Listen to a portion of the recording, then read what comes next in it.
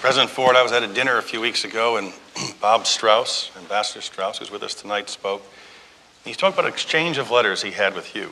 He was the chairman of the Democratic Party, and you were the President of the United States.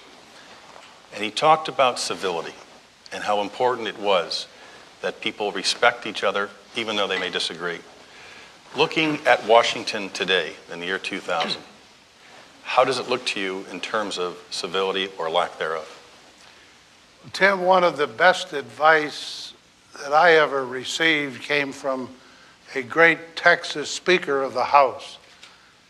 Shortly after I was sworn in 1949, Sam Rayburn got all the new freshman members of the House and gave them a lecture, which was a tradition that he followed.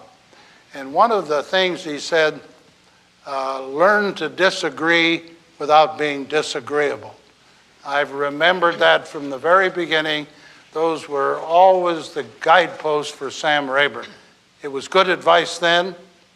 It would be excellent advice, I think, today.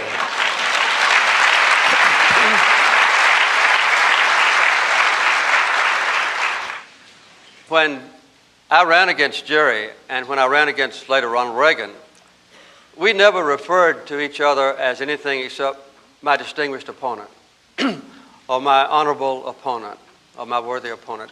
And this was a feeling in the country that even applied to most Senate and governor and congressional races as well. It wasn't an accepted thing to run a negative campaign. Do you have any second thoughts about your pardon of President Clinton, President Nixon?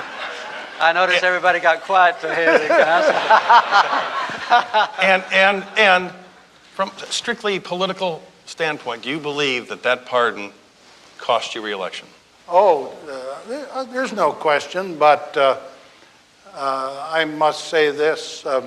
There were people in the country who hated Mr. Nixon so much, under no circumstances would they forgive me. But when Jimmy and I closed out the campaign, I lost by about 1.5 or 2% of the vote.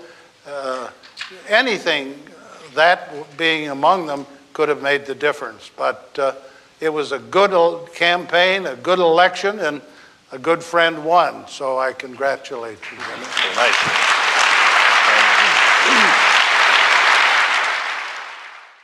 Let me say one other thing, though, that you haven't asked about. If you ask a historian, of all the former presidents that have served in this country in the last 200 years, who are the two that have become the closest personal friends? It would be the two on the stage tonight. That's pretty nice. That's pretty nice.